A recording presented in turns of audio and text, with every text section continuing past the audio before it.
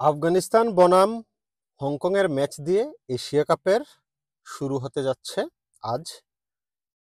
শুরুতে বলে নেই, এশিয়া কাপের সবচাইতে লো স্কোরিং ম্যাচ আজকে হতে পারে যদি হংকং আগে ব্যাট করে। এবং আজকের এই ম্যাচে হংকং যদি আগে ব্যাট করে তারা নিশ্চিতভাবে 15 ওভারও খেলতে পারবে না। আফগানিস্তানের স্পিন ডিপার্টমেন্টের কাছে অসহায় আত্মসমর্পণ করবে একেবারে হংকং। 15 ওভার খেলতে পারবে না 100% যদি আফগানিস্তান আগে বল করে, হংকং আগে ব্যাট করে। সাদাকে সাদা কালোকে কালো বলিব, সাদাকে কালো কালোকে সাদা বলিতে পারিব না, আর আইসক্রিম ব্যতীত কারো পা চাটিতে পারিব না। Hello viewers, it's me Roni bro, welcome to another new video. কথা বলছিলাম এশিয়া কাপের উদ্বোধনী ম্যাচ নিয়ে, যেখানে খেলবে আফগানিস্তান বনাম হংকং। আফগানিস্তান প্রসঙ্গে আসি। আফগানিস্তান এমন একটা দল যেটার মেন শক্তি হচ্ছে তাদের বোলিং ডিপার্টমেন্ট। বিশেষ করে স্পেসিফিকভাবে যদি বলি, সেটা হচ্ছে স্পিন ডিপার্টমেন্ট। এই স্পিন ডিপার্টমেন্ট কতটা শক্তিশালী তা আসলে বলার অপেক্ষা রাখে না।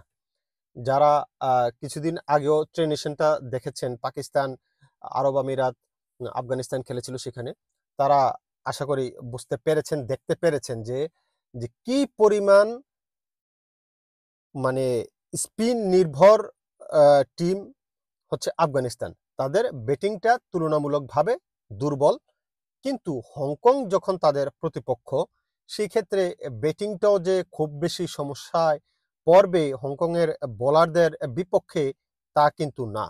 হংকংয়ের বোলারদেরকে মারার মতো যথেষ্ট ব্যাটসম্যান আফগানিস্তানের এই দলটাতে আছে। আর নাম যদি বলি আমি, গুরবাজ, যদিও সে ফর্মে নাই, লাস্ট কিছুদিন ধরেই রান পাচ্ছে না, তবে আমার মনে হয় গুরবাজ যে কোনো সময় জলে উঠতে পারে। জলে ওঠার মতো ক্যাপাসিটি গুরবাজের কিন্তু আছে। তারপরে জাদরান, ভালো ব্যাটসম্যান। হাসমেতুল্লাহ, কি নামের, আতাল, সাদেকুল্লাহ আতাল, ভালো ব্যাটসম্যান। তারপরে প্রতিটা প্লেয়ার, নবী আছে, যেখানে করিম জান্নাত আছে, ক্যাপ্টেন রশিদ খান আছে। তুলনামূলকভাবে বোলিংয়ের চাইতে ব্যাটিংটা দুর্বল হইলেও হংকংয়ের সাথে জলে ওঠার যথেষ্ট সম্ভাবনা আছে আফগানিস্তানের।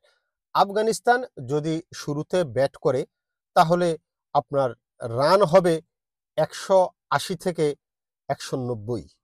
এটা হচ্ছে আমার প্রেডিকশন। আফগানিস্তান আগে ব্যাট করলে হংকংয়ের সাথে 180 থেকে 190 রান করার মতো ক্যাপাসিটি এদের আছে, আফগানিস্তানের আছে। এবং এই 180-90 রান তারা করতে নেমে হংকং 100 রানের নিচে অল আউট হয়ে যাবে, মোটামুটি আমি কনফার্ম। হংকংয়ের খুব বেশি খেলা দেখার আমার সুযোগ হয় নাই, তবে লাস্ট কিছু ম্যাচ আমি তাদের ক্রিক ইনফোতে তাদের দেখলাম, পরিসংখ্যান দেখলাম।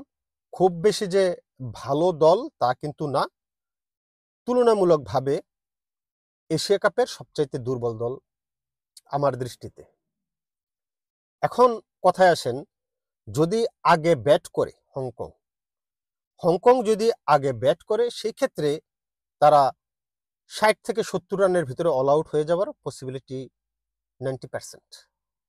60 থেকে 70 আর 100+ স্কোর যদি হয়ে যায়, সেটাতে আমি অবাক হব। আফগানিস্তানের যে বোলিং ডিপার্টমেন্ট, সেই বোলিংয়ের বিপক্ষে ব্যাট করে 100+ স্কোর করবে হংকং, এটা আসলে আমার বিশ্বাস হয় না।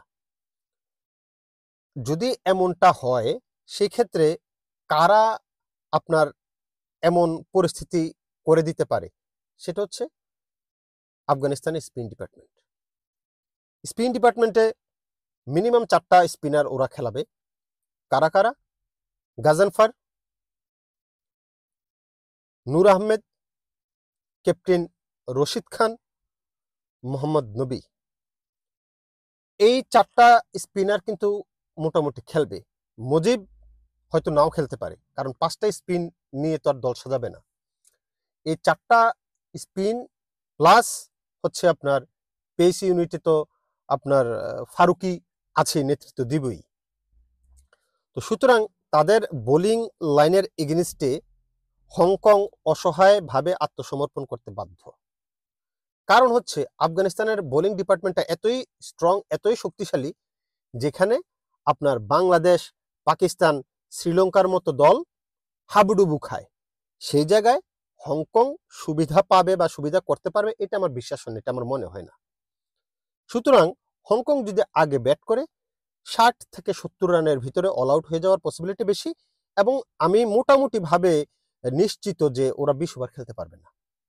আফগানিস্তানের এই বোলিং ডিপার্টমেন্টের এগেনিস্টে হংকং বড়জোর 12-13 ওভার বা ম্যাক্সিমাম 15 ওভার হয়তো খেলতে পারে। যদিও টি-20 ফরম্যাটটা ছোট, যে কেউ ভালো করার পসিবিলিটি আছে, তবে বোলিং ডিপার্টমেন্টে যখন আফগানিস্তানের স্পিন ডিপার্টমেন্ট বিশেষ করে তারা আছে, সেই ক্ষেত্রে আসলে খুব বেশি ফরম্যাট এগুলো আসবে না। এইসব পরিসংখ্যান যে টি-20 ফরম্যাট, ছোট ফরম্যাট, যে কেউ যে কোনো দিন জ্বলে উঠতে পারে, জ্বলে উঠলেও নিভে যাবে, জ্বলে উঠলেও নিভে যাবে, কারণ আগুন যদি পানিতে পড়ে যায় সেটা নিভে যায়। সুতরাং কালকের এই ম্যাচ, আজকের এই ম্যাচ যখন আমি ভিডিও করছি তখন আমার এখানে ইটালিতে রাত,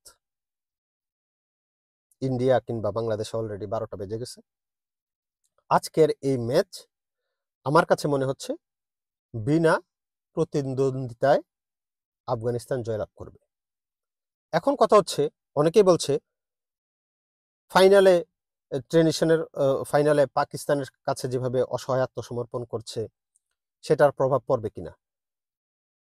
প্রতিদিন খেলা হয়, প্রতিটা দিনই নতুন।